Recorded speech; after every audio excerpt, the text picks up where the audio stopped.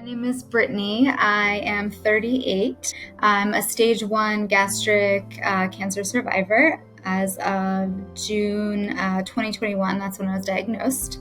I'm a wife, dog mom to a retired racing greyhound, and I'm a nurse as well. I actually had no symptoms, and this was an incidental finding. What happened? It was in late May of 2021. I was at work.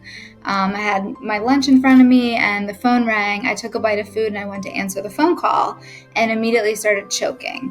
And I was able to get the words out, "Help me," and ran to my manager's office. The staff performed the Heimlich maneuver, and I dropped to my knees, so short of breath I couldn't breathe, and was just very scared, like what just happened to me. So they sent me downstairs to the ER. Of course, I work in a hospital, so I went to the ER. They evaluated me quickly and said, just, we don't really see anything major wrong, so just follow up with your primary care doctor. And on the way home from that ER visit, all these thoughts are going through my head, like what could be wrong with me as a nurse? I'm going down all the list of things. And my first thought was, do I have some sort of like muscle disorder that's like not allowing me to swallow properly? And I started thinking back to the end of 2020, and it was the pandemic, lots of stress, everyone's stressed out. I started getting neck pain and shoulder pain on the right side, and I had been going to the physical therapist several times a week and doing stretching exercises and limiting my workouts, and that wasn't getting better. And it was to the point where even in the front of my neck I started feeling like tightness, and sometimes when I was swallowing things that were really carb heavy, like bread, potatoes, it felt like it took more effort to swallow. So that's where I started thinking, oh my God, there's like a swallowing disorder, something with the muscles in my neck. Then I thought, what if there's a tumor blocking my esophagus? How could that be? I don't know, but let's just call the doctor. So I called my GI doctor, who I established care with about 5 years prior to that incident. And the reason for that visit was I was diagnosed with something called H. pylori, which is a stomach bacteria that in America, over 50% of the population has this bacteria. It lives in the lining of your stomach, and normally it doesn't cause any problems. But for me, it was giving me acid reflux, belching, bloating. A lot of times if I ate ordinary things that were too salty, I would just feel like my stomach was raw. So the diagnosis of H. pylori was fairly benign. Nobody seemed concerned. And they said, take these antibiotics and, we'll clear the bacteria and you'll be fine, which is what happened. So when I called the GI doctor after the choking event, I reminded her of the H. pylori diagnosis. And it was brought to my attention that that is a risk factor for stomach cancer, which I briefly remember learning in nursing school, but it never really stuck with me, and I didn't really think too much about it. The doctor at the time on the phone call was like, people have distracted eating all the time and they choke, and there's nothing pathologically wrong with them. I'm not sure there's anything wrong. She even told me a story of someone she recently went to dinner with that choked on an oyster and he was totally fine. So she was trying to reassure me that there's nothing deadly going on, but I was very persistent that I needed to be checked out. So she saw me in her office 2 days after the choking event, and I think just professional courtesy, me being a nurse, her being a doctor, she was like, what do you want me to do to give you peace of mind that there's nothing wrong? I'm in her office in tears, just like this gut-wrenching feeling that something's wrong with me. So we started with a swallow study. Everything was normal. No issues with the muscles in my throat or my neck. Then we moved on to an upper endoscopy, which is a lighted camera that goes through your mouth into your esophagus, stomach, and part of the small intestines. And during that procedure, she found a 1 centimeter lump, mass, she called it, at the bottom part of my stomach. And when I woke up from the procedure, she told me it was just a raised area of inflammation, that I would start an acid blocker medication, and we would wait for the biopsy. I left not overly concerned, and moved on about my day. But the very next day in the evening, she called me to tell me that the pathologist was concerned about the biopsy results. and that she needed to see me in the office in a few days. And right away, I knew it was cancer without her telling me that. In my gut, I was like, I have cancer. And I asked her, please be frank with me. Like, you can tell me over the phone, like, is this cancer? And she said, I'm not ready to talk about that yet. We don't have all the pathology results from the biopsy. We need to wait for those. My husband drives me and picks me up from work, fortunately. So when he picked me up, I got in the car and told him I have cancer. Like, I know I have cancer. I called my mom on the way home. I told her I have cancer. And, without ever hearing those words from a medical professional, something my intuition was just telling me that I had cancer. I kind of cheated the system a little bit when I got home. I called the after hours GI clinic hotline, and I got the GI fellow. And she, was a little bit hesitant to talk to me at first, but I said, look, I'm a critical care nurse. I know the medical terminology. Can you please just get in my chart and tell me what the biopsy shows? And of course, she didn't want to overstep boundaries with her, her boss, but she did reluctantly tell me. And so I knew a little over 24 hours after the endoscopy that I had cancer. And as soon as I heard the words, the official diagnosis was diffuse gastric adenocarcinoma with signet ring cells. I was just like in disbelief. My husband was sitting there with me, and I'm like, I'm healthy. I lift weights 6 days a week. I'm a vegetarian. I've never smoked. I barely drink. How is it possible that someone young like me, I was 35 at the time, could have stomach cancer? Thankfully, I'm fortunate enough to have a lot of connections in the medical field. Just throughout my career, I've been a nurse about 14 years now. I phoned a friend who worked in a GI office, and I told her my diagnosis, and, she was able to help calm me down and was really supportive. And then I went straight to Google. I Googled the diagnosis, which I don't recommend anyone doing. And it was not great news. The statistics for stomach cancer survival, if you're stage 4, is only about 6% 5-year survival rate. So without knowing what stage I was at that time, the worst case scenario is running through my head. I'm thinking, like, this could be spread everywhere. I could have, not long to live. But I did find some support groups for stomach cancer specifically as soon as I went to Google. And one of them, the organization is called No Stomach for Cancer. And they actually had a little chat box pop up. And in the chat box, you could ask some questions. I said, I don't know why I'm here. I was just told I have stomach cancer. Like, what resources are out there? And the individual on the other end, his name is John. And sorry, I get emotional.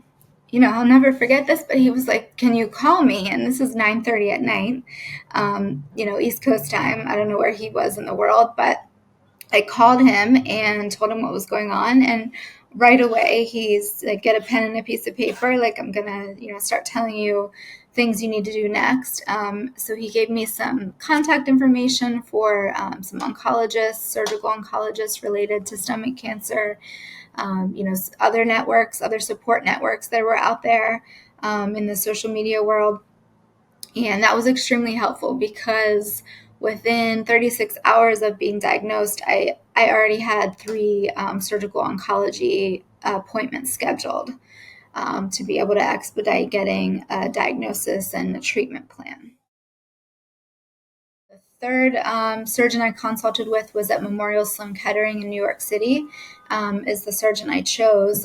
He's actually Korean, and his team, his endoscopist, is Japanese. And I learned throughout my research that stomach cancer is much more common in Korea and in Japan and other Asian countries than it is in the United States. I literally thank God for Dr. Sam Yoon because I somehow found his email, and I emailed him all of my medical records in one email, my endoscopy pictures, the CT scan I had showing that the cancer hadn't spread outside of my stomach, my blood work, everything I could find I sent to him. And he was kind enough to call me on a Saturday and schedule me, the next Monday for a virtual appointment. And he truly believed, I'll never forget, I was sitting there with my husband holding my husband's hand, and Dr. Yoon used the word curative surgery without chemotherapy. And hearing that was like, oh my God, this is definitely the person I need to be with. He's going to save my life. And he definitely did. First, we did it's called an endoscopic ultrasound. So it's the same thing with the lighted camera, but it has ultrasound on the end of it. So it looks all around the tumor in the stomach, the lymph nodes, the depth of the tumor, how invasive it is into your stomach lining. I woke up from that procedure in New York with the endoscopist telling me the tumor was a little deep into the second layer of the stomach, so he couldn't just go in and scoop it out, that I would need to have my stomach removed. So then I followed up the next day in Dr. Yoon's office, and his plan, which is what we chose to do, was to remove 60% of my stomach, which caused him to also have to do a gastric bypass, similar to patients who have that done for weight loss. And then as long as all the lymph nodes he removed, it's called a D1 plus, 25 lymph nodes. If they all came back negative for cancer and he had clear margins, I would not need chemotherapy. And thankfully, that was the outcome. After the choking event, I had a fear of eating. I thought I was going to choke again. The stress of it all. So I had gone into the diagnosis at about 100 and I've always been petite, 106 pounds or so. By the time I got to surgery, I was 96 pounds, just because I was scared to eat. So much anxiety. I had to go on sleeping pills, anxiety pills. The mental stress of that wasn't, my hair started falling out at that point. I can't even express to people who haven't gone through a life-threatening cancer diagnosis how mentally taxing it is on your body. And still to this day, it's something that's never going to go away. And that's something I wish there was more help with. At that point, I was doing my own therapy appointments, and I had a ton of support from friends and coworkers. And, it wasn't anybody from the outside that I needed. It was like internally I had to, control the anxiety myself, which is so hard to do there's so much unknown. But the day of surgery, I was ready. I was prepared. I was like, we're getting this out of my body. One thing I kept thinking about was if I had gone with the other surgeons, they were going to do chemotherapy. And what if the chemo didn't work? And this whole time the tumor's in there growing or spreading. So I was actually very eager and thankful to get to surgery day. I wasn't nervous at all.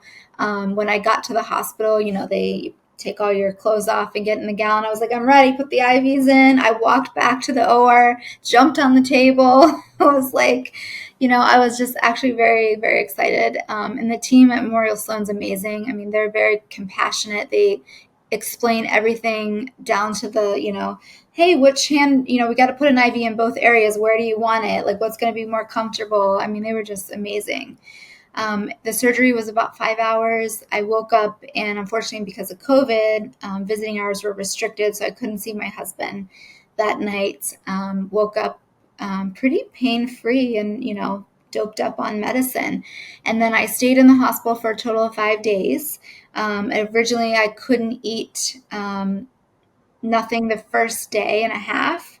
And then it was ice chips, and then it was clear liquids, and then slowly advanced to like puree food. And by the end, I was tolerating soft foods, and I was able to, discharge at day 5. And at that point, my surgeon's like, well, whatever you can eat and tolerate. It's a struggle every day. I was eating the same way for 35 years, so it's been a huge adjustment.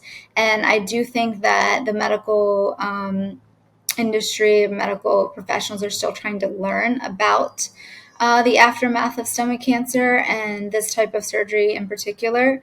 My surgeon, I love him, but he's not a nutritionist or a dietitian. He goes in, he surgically removes the problem and moves on.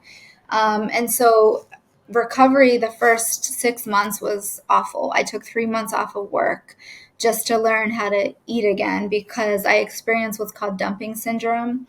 And it's essentially, people think when you say dumping syndrome, it means like food runs through you and you have to run to the bathroom right away.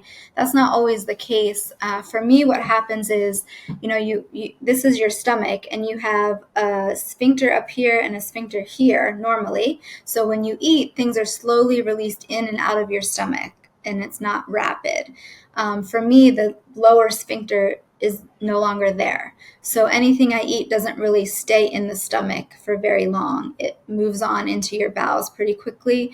And that sudden rush of food into the bowel causes a shift in water and fluid that rushes into your small bowel. You get bloated, you get nauseous. My heart rate and blood pressure can be all over the place. Extreme fatigue, like, oh my gosh, I got to go lay down right now. My blood sugar will spike up into the high 200s, and I just feel very lethargic. And the way to control that is with diet. So limiting your carbohydrates with every meal, having very, very small meals every 2 hours. I'm eating constantly, always walking around with a bag of snacks. Trying to eat protein first, because protein digests slower than carbohydrates and fats. And I've learned all this through dietitian consults, nutritionist consults, but really just trial and error. After surgery, it was about 2 weeks, I got the pathology results. My surgeon called me on a Sunday afternoon. He had been eagerly waiting for those results to come in, just like I was. And he gave me the good news. So, I'm jumping up and down with my mom, so excited that meant I didn't need chemotherapy. And aside from the eating struggles, there was really not enough reassurance for me that this cancer wasn't going to come back. So I know it's aggressive. It has a high recurrence rate. And my surgeon said, well, your recurrence rate's only 9% for 5 years, be thankful. And so I'm like, yeah, that's 91% chance it won't come back. I'm very happy with that. But then the longer I stayed connected with the stomach cancer social media groups, the more negative things I saw, where women were having recurrences, they were having complications from the surgery, just an endless amount of negative outcomes that put me into continued panic and anxiety that was going to affect my own mortality. So I then dove into therapy, a type of therapy called EMDR. I saw a psychiatrist and went on an SSRI, which is an anxiety or depression medication. I did a lot of spiritual healing, I'll say, where, mindfulness, journaling, meditating, and really throughout the recovery that first year, all of that has changed my mindset about everything in life now. I'm so much more grateful and appreciative for all the little things that before I would complain about or make a big deal out of. And now I just realize, how precious life is and how we really have to be thankful for every day. And your bad day is not the worst, because I look back to the moment I was diagnosed with cancer and the struggles I've had recovering, and I'm like, wow, this isn't so bad. I didn't have any genetic mutations, which is another scary thing, because I'm like, then what caused this cancer? And so no one's had a clear answer. The suspicion is H. pylori. It would probably cause long-term inflammation in my stomach lining, and that inflammation over time has eventually turned into cancer. I'm terrified because I still have 40% of my stomach, and I get an endoscopy every year for surveillance. And then at the 5-year mark, I'll get one every 2 years for surveillance for the rest of my life. And I'm always terrified, what are they going to find? And they have found inflammation again. So I'm keeping a close eye on that. I have drastically changed my diet to try to be as healthy as possible, juicing, eating a lot more fruits and vegetables, non-processed foods, just trying to take an active role in whatever, I can do to help my body stay healthy. I think that's super important, to know your body and know what's normal and what's changed, and advocate for yourself. The same with the consults I had for the surgical oncologist. If you go to one doctor and you're not feeling the treatment plan, or you have questions or concerns, get a second opinion, get a third opinion. your insurance allows that. So make sure you advocate for yourself and you trust your doctors and the plan that they're offering for you. The other reason would be there's just not enough mental health awareness around surviving cancer or really any serious chronic disease, especially in young people. I think older generations are a little more stoic and they just kind of, have dealt with it. I don't know why my generation is so anxious, but I was chronically anxious baseline, and then adding this on top of it was just like daily panic. And I don't feel like there's a good way to manage that other than medication and therapy. There's not cancer survivor guidelines that say, hey, you are going to be receiving surveillance for the rest of your life for this cancer. Here's what we can do to help you navigate that, help you calm your fears. So just, I think there needs to be more research and support out there for surviving cancer for the long term. With any cancer diagnosis, do your research. People laugh at Googling, but yes, that's where you're going to find the information. There are so many support groups out there for various cancer types that connect you not only with financial resources, but helping you navigate. I know when I was diagnosed, one of the support groups sent me a binder. It's called Bag It, and it's a binder literally specific to your cancer type, and it has medical knowledge, support groups, the different types of surgeries and chemotherapy, and explaining all that and breaking it down. So the resources are out there. Most of them are free and there for you. So, use the internet as your friend. Make sure you research the heck out of it and go in prepared to ask questions.